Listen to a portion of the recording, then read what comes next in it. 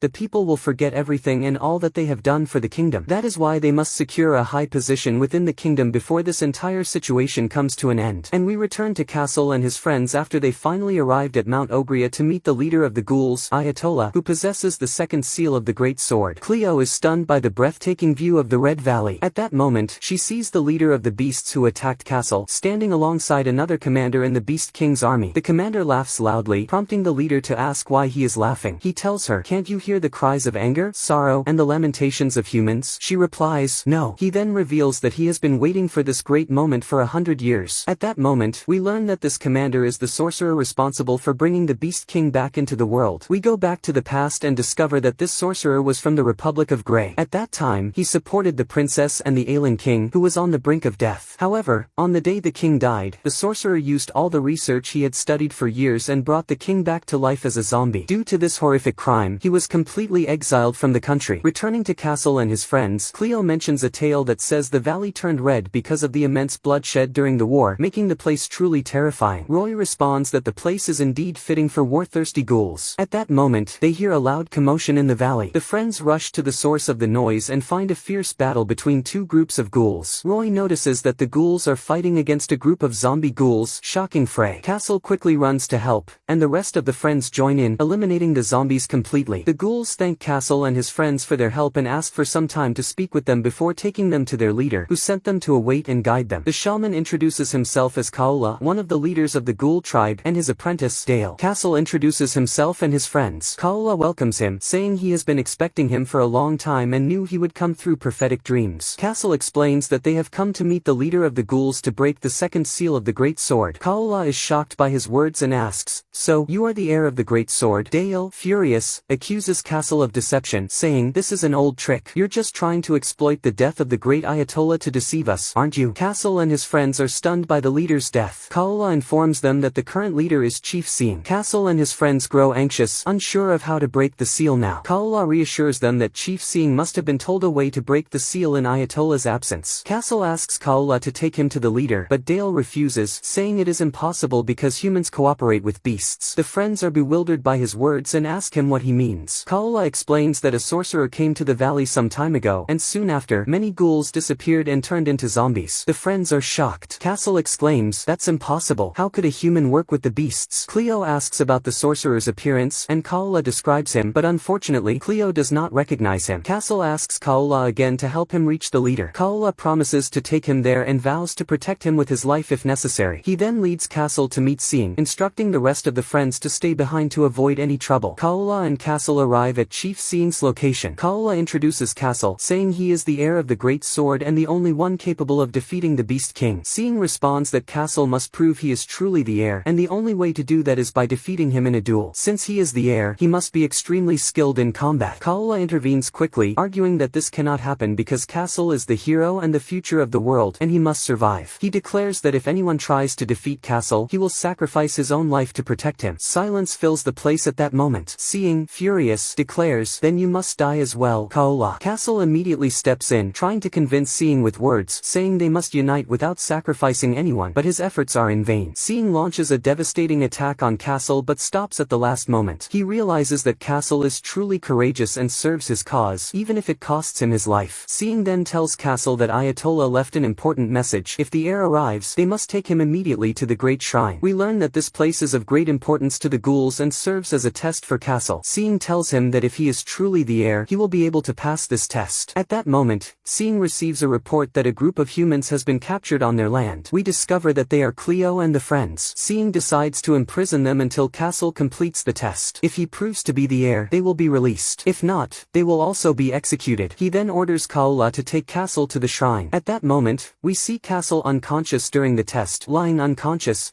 with Frey and the friends beside him taking care of him. Frey writes a letter to Klaus, explaining everything that happened during their journey, how Castle has become incredibly strong, and that he is currently undergoing a very important test that will determine the fate of the world. Cleo also writes a letter to Dominix, but she exaggerates in it, claiming she has achieved unprecedented accomplishments. Meanwhile, Celine goes to Lorraine and informs her that she has eliminated the beasts that entered the forest. Lorraine thanks her for her hard work and tells her that the day of the Beast King's emergence is near, and when that time comes, beasts will spread across the entire world. Celine asks about Castle and his friends, and Lorraine tells her that he has surely passed Mount Ogria and is now on his way to meet Pavle. Celine grows worried about them and hopes they are safe. After that, we learn that Castle has also passed Seeing's test, and Seeing has broken the second seal on the sword as well. At that moment, the power of the great sword manifests even more. Castle and his friends decide to continue their journey and bid farewell to Seeing, Kaola, and the rest of the ghouls. But suddenly, the evil sorcerer appears. Dale becomes furious, pointing at him and saying, "This is the human who handed the ghouls over to the beasts and turned them into zombies." The sorcerer laughs loudly and responds, "How dare you compare me to such weak creatures? I am the great sorcerer Maldok, the one who invented the idea of the undead and brought them back to life." Castle and his friends are shocked to realize that this is Maldok, the sorcerer who brought the Beast King into the world 100 years ago. Castle becomes enraged at that moment and insists on defeating the sorcerer. He attacks him with full force, but the sorcerer turns out to be astonishingly powerful, even stronger than Castle. The battle between them is fierce, and just as the sword's power activates, the sorcerer flees immediately. Since then, Castle has remained unconscious, which is why they are still staying with the ghoul tribe, waiting for Castle to regain his strength. Meanwhile, Klaus receives Frey's letter and feels relieved that they are safe. He is happy to know that Castle continues to progress and grows stronger as time passes. The scene shifts back to the kingdom, where Rhett has taken his entire team to the castle, just as the princess requested. The princess welcomes them, but they initially look down on her because she is a princess. However, they are shocked to learn that she is also the leader of the knights and will be fighting alongside them against the beasts. The princess informs them that they will all set out tomorrow towards the plains of Galioia and tells them that this mission is crucial as it will determine the fate of the entire world. Demia explains the details, stating that their destination is the ruins of the Republic of Grey in the plains of Galioia. She tells them they will take the path opposite Eldora Forest and enter the plains directly, heading toward the Republican Palace. She explains that this palace is where the Beast King first appeared 100 years ago. Demia and the princess notice that the goblins are not taking the mission seriously and lack discipline. The princess then asks one of them to join her in a warm-up session. The training begins, and Azal attacks the princess with all his strength, but she is far stronger than him. Everyone is astonished by her power, and Azal is ultimately defeated. The other goblins mock Azal, saying, "What happened to you? Have you gotten weak or what?" The princess then asks if anyone else wants to duel her. Everyone grows tense and remains silent. She tells them that she trusts them, so they must also trust her and the knights. Meanwhile, Nobleman Moriham gathers the other nobles to discuss an important matter concerning the Black Goblins. He tells them that the Black Goblins must be rewarded for their efforts if they return from the upcoming battle. The nobles reply that they have already rewarded them by allowing them to join the knights. However, Moriham insists that Rhett should be made a noble. The nobles are shocked and immediately refuse, but Moriham pressures them and asks Nobleman Shemit for his opinion. Knowing that Shemit owes Rhett for saving his son's life, he hesitantly agrees. The other nobles grow furious, saying that the Chancellor will never allow such nonsense. Moriham responds that, in that case, the Chancellor must be removed from his position. At that moment, the Chancellor is busy with the princess, trying to convince her not to go to the plains herself. However, she refuses and insists on taking responsibility herself. Meanwhile, Klaus visits the princess and tells her about his friend Castle and Frey, explaining how they are fighting the beasts and defeating them. He reassures her that many other nations are also battling the beasts. The princess becomes excited and tells him that she hopes to meet Castle one day. Klaus replies that Castle would be very happy about that. The scene then shifts to Rhett sitting with his team, revealing his plan with Nobleman Moriham. He tells them that he will finally become a noble after they return from battle, but they must achieve a stunning victory. He also explains that they will be able to rid themselves of the princesses and the Chancellor's authority through Moriham, who will seize control of the kingdom while they are away. The team becomes excited and immediately prepares for battle. The next morning, the princess bids farewell to Bihal, telling him that she is leaving everything in his hands. The people gather to watch the soldiers set out, waving them off until they reach the black carriage. Sela runs quickly to bid farewell to Tam as well, but he ignores her and continues on his way. Meanwhile, the sorcerer sits with Commander Maria, discussing their plans and what they will do if the great sword appears again. The scene then shifts to Riha, the black carriage, and the knights traveling toward the plains. They set up camp in the evening, and the princess gazes at the moon, realizing that the time for the Beast King's emergence is drawing near. Rhett gathers with his companions and tells them that they must win this battle on their own, without the knights. The goblins become extremely excited about the fight, hoping to battle strong beasts to enjoy themselves. themselves. The next morning, everyone prepares, and Demia tells Rhett that he will advance in this direction to reach the palace. She instructs him and his comrades to report immediately if they spot any beasts in the area. The princess warns him to be cautious. Rhett and his team proceed, finding the place eerie and extremely dangerous, but they press on. At that moment, Tam notices a strange mark on the ground. As soon as he touches it, it explodes, killing him instantly. The others are stunned and deeply grieve for their fallen comrade. Rhett calms them down, telling them they must pull themselves together. He assures them that this is the work of the beasts and says that the creature responsible for Tam's death must be nearby. At that moment, the sorcerer suddenly appears behind them from a black magical portal. At that moment, the princess and Demia stand waiting for any news from Rhett and his team. Demia asks the princess to rest and let someone else take over the watch, but the princess refuses, saying that she has a bad feeling and wants to monitor the situation herself. The scene shifts to Maria, the commander of the Beast King's army. She senses the sorcerer's power and realizes that he is doing something strange at that moment. Back with Rhett and his companions, the sorcerer is surprised to see black goblins in the area. Rhett becomes furious and asks him if he was the one who set the trap. The sorcerer replies, "Don't you know that this area belongs to the beast army?" The other goblins grow enraged at the sorcerer, but they are suddenly shocked when their friend Tam stands up again, only to find that he has turned into a zombie. Azal, unaware of the situation, happily approaches Tam, only for Tam to attack and kill him. The sorcerer then commands Tam to attack his former comrades. The battle continues, and they manage to eliminate Tam's corpse first. The sorcerer then strikes them with astonishing magical power, killing a large number of them with ease. Enraged, the remaining goblins charge at the sorcerer, but he effortlessly eliminates them as well. Rhett is left in shock at the sight before him. The sorcerer, with cold indifference, tells him, "Unfortunately, I can't create puppets from these corpses. They have been too badly damaged." Rhett's remaining team members attack the sorcerer with all their might, and in the end, Rhett's sister succeeds in stabbing him deeply. The sorcerer, now enraged, strikes Rhett's sister and sends her flying. At that moment, Maria arrives and asks, "What's going on? You seem to be having a rough time, aren't you?" The sorcerer, furious, snaps at her, "Shut up." Rhett is horrified to see his sister, Rebini, lying on the ground, badly injured and unconscious. Consumed by rage, he charges at the sorcerer with all his strength, landing a devastating blow. However, Maria intervenes and defeats Rhett using her magic. Maria then notices that the princess's army is approaching. She orders the sorcerer to withdraw immediately, saying she won't allow them to kill him because he still has a role to play in bringing the Beast King back to the world. The sorcerer casts his magic and vanishes instantly. At that moment, the princess arrives at the battlefield and is horrified by the gruesome scene, realizing that all the goblins have perished. As they search for any survivors, they find that Rhett is still alive and quickly aid him. The scene shifts to Castle in his dream, where he sees a strange figure before him. He stares intently at it, but at that moment, Frey calls out to him until he awakens. Castle is disoriented, unsure of where they are. As soon as he wakes up, all his friends rush to him, asking how he is. Cleo tells him they were very worried about him. Castle apologizes for making them worry. Kaola then orders Dale to inform everyone that Castle has awakened. Castle tells Frey that he will go for a short walk but won't go far, so she shouldn't worry. Castle walks to the site of his battle with the sorcerer, only to find Kaola behind him. Kaola asks if something is bothering him. Castle apologizes for the death of Chief Seeing. Kaola replies that it was Seeing's fate and that he fought bravely to his last breath in defense of the ghouls, which is what truly matters to them. Kaola reassures Castle that he will take care of everything and that they are grateful to him as well. He tells Castle that he is always ready to help him. Castle then asks Kaola for advice on how to control his overwhelming power without harming those around him. Kaola responds with advice as a ghoul, saying that Castle must strengthen his heart just as much as his physical strength in order to control the power of the great sword. Castle is puzzled and asks what he means. Kaola responds, "Didn't you say that you want to become a shield that protects your friends and those dear to you from all evil? Then devote yourself to that idea. Always keep in mind that you wield this weapon to protect others." That evening, Roy and Cleo visit the food storage, where the ghouls provide them with plenty of food for Castle since he is the hero. Cleo and Roy carry the food, and Cleo remarks that Castle surely won't be able to eat all of it. She is happy to see Castle back to normal and doing well again. She tells him that he looked terrifying during his battle with the sorcerer. Roy replies that there is still a third seal to break, which will unlock the full power of the sword, and when that happens, Castle will become much stronger. This thought unsettles Cleo, leaving her uncertain about what might happen. Roy reassures her, saying they must support Castle until the very end of their lives. That night, as everyone sleeps, Castle remains awake, thinking about his battle with the sorcerer and the incredible power he failed to control. He goes for a walk and returns to the battlefield, lost in thought. Frey comes to check on him, and Castle apologizes for worrying her. She tells him she couldn't sleep either, which is why she followed him. As they gaze at the moon, Castle tells her that they don't have time to waste. They must leave tomorrow now that he has recovered. He tells her that they must meet Pavle as soon as possible to break the third seal on the sword. Frey remains remains worried about him. Castle reassures her that he is fine, but the real problem is that he can't remember anything that happened before his rage took over. He tells her that he will try harder to control himself. Frey comforts him, saying that he is stubborn, and she is sure he will overcome anything he faces. The next morning, everyone wakes up, and Castle and his friends bid farewell to Kaola and Dale. Dale apologizes for his previous rude behavior toward them and offers to accompany them to the mountain's base as a gesture of gratitude. Kaola then calls out to Frey, saying there is something important she must know. He tells her that in his vision, when Castle faced the Beast King, he vanished at the end, just like King Kyle did. Frey is stunned by this revelation. Kaola tells her that this is not set in stone and that they can prevent it if they work hard to change it. He asks her to take care of Castle. On their way to the next village, the friends take a break by the river. At that moment, a girl appears and mistakes Frey for someone else. Realizing her mistake, she apologizes and then introduces herself to the rest of the group, revealing that she is a mercenary named Reyna. Roy recognizes her, and we learn that she is an assassin who works solely for money. Roy then leads the group to continue their journey, but Reyna stops them. Roy tells her, "Don't follow us. We don't have time to waste with you." Reyna replies that they are heading in the same direction, so, unfortunately for him, he'll have to deal with her. She then asks if they plan to stay in the village for the night,